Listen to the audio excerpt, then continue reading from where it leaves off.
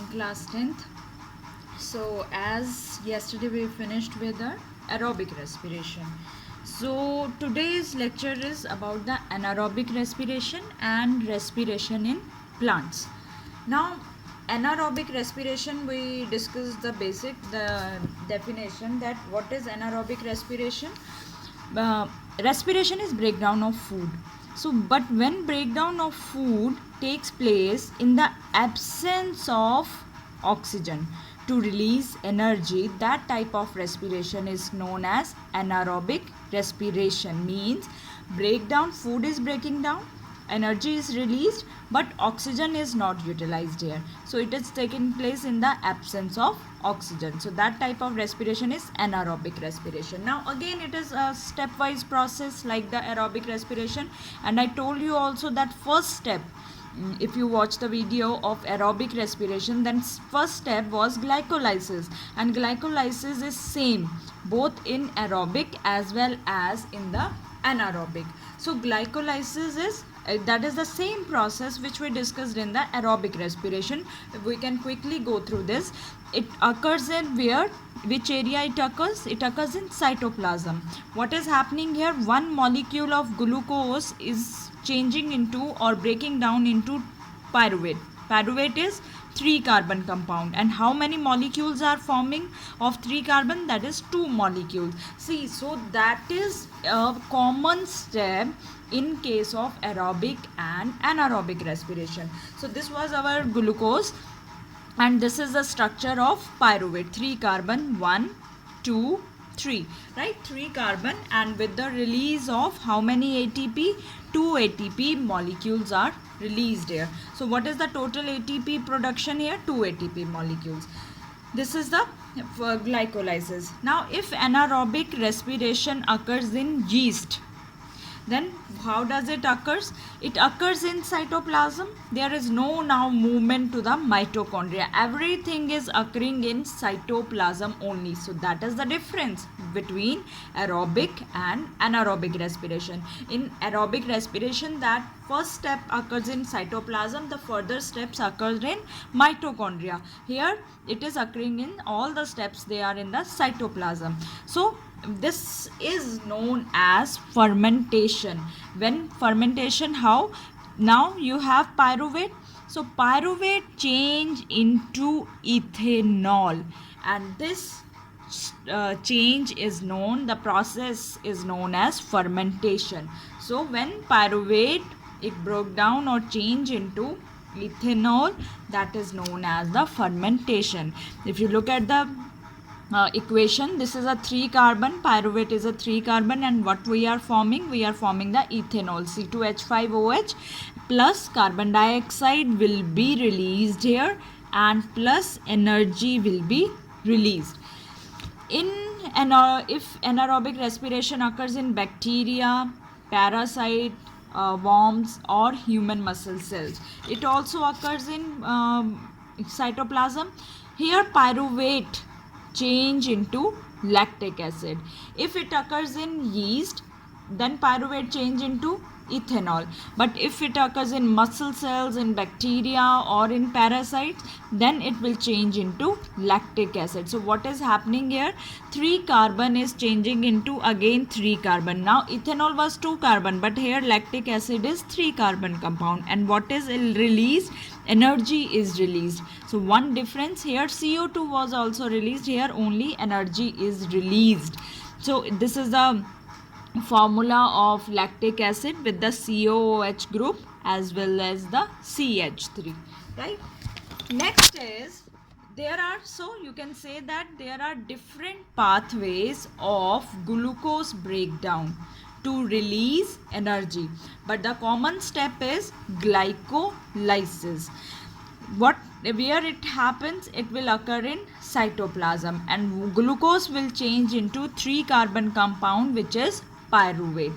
It can occur in 3 ways. Mean glucose can be broken down into 3 ways: aerobic respiration, in yeast, or in muscle cells, or in yeast.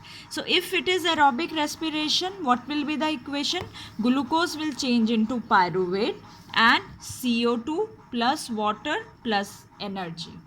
If it is anaerobic respiration in muscle cell, glucose will change into pyruvate and pyruvate will change into lactic acid and energy is released. And lactic acid is 3-carbon compound. If it is in yeast, glucose will change into pyruvate and ethanol is produced.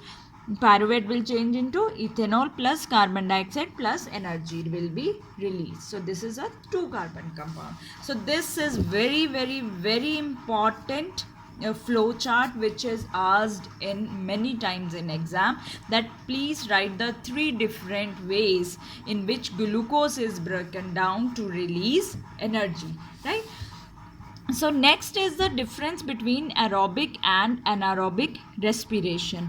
Aerobic, first step, definition, presence of oxygen, then it is aerobic. If it occurs in absence of oxygen, then it is anaerobic. Complete oxidation occurs in aerobic, that is why our end products are carbon dioxide and water, but here incomplete oxidation occurs, that is why you can see the compounds ethyl alcohol, lactic acid, right? So oxidation is not complete in the anaerobic. ATP yield is 38 ATP molecules, and in anaerobic only and only 2 ATP molecules are just released. So who is the higher energy producing? Aerobic. It occurs in most of the plants and animals. It occurs in very few cases. It occurs in some bacteria, worms, and in human, this is very important example, human muscle cells.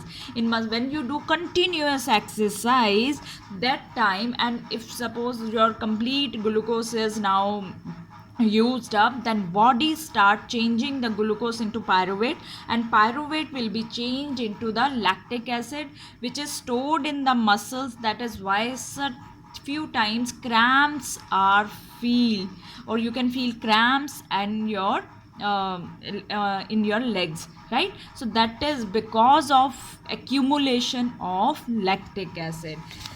Now a part of it occurs in aerobic respiration, a part of it occurs in cytoplasm, rest whole process is in mitochondria. Here in anaerobic, complete process occurs only and only in cytoplasm.